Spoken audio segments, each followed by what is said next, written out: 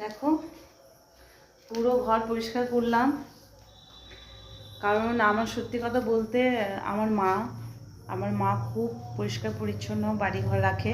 তো আমরাও সেই ছোট থেকে এটাই শিখেছি, পরিষ্কার পরিচ্ছন্ন। আর শ্বশুরবাড়ি এসেছি, শ্বশুরবাড়ি তো সেম জিনিস, শাশুড়ি মা খুবই পরিষ্কার পরিচ্ছন্ন রাখতেন ঘর দুয়ার। আর ওই জিনিসটাই হয়েছে আমার হাজব্যান্ডেরও, ও সেম, ও খুব পরিষ্কার পরিচ্ছন্ন থাকে।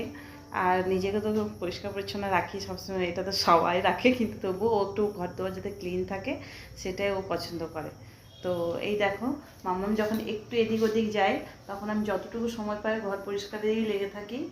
এই যে দেখতেই পাচ্ছ, পুরো বিছানা টিছানা সব কিছু পরিষ্কার করে কোনায় কোনায়, এগুলো মাম্মাম যা করে অবস্থা তোমাদেরকে তো আমি ভিডিওতে দেখিয়েছি, পুরো এদিক ওদিক।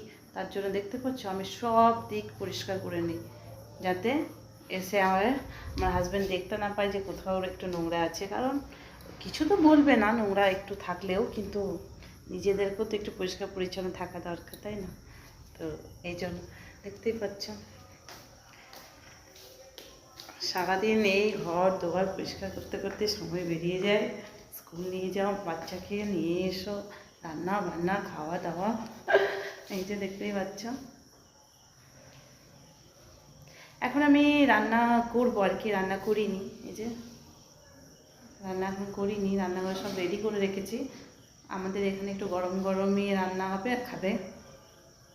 অনেক সময় কি অনেক বাড়িতে রুটি করে নেয় আগে, তারপর খায়। কিন্তু আমার বাড়িতে, এই শ্বশুর বাড়িতে এটাই সিস্টেম, মানে রুটি হবে, মানে বসবে খেতে, আর রুটি করো আর দাও, মানে গরম গরম। তো সেই জন্য সবজিটা আগে করে নিই। এই বিছানাটা একটু এলোমেলো আছে, কারণ এখানে আমি এখনই শুয়েছিলাম, একটু একা ছিলাম।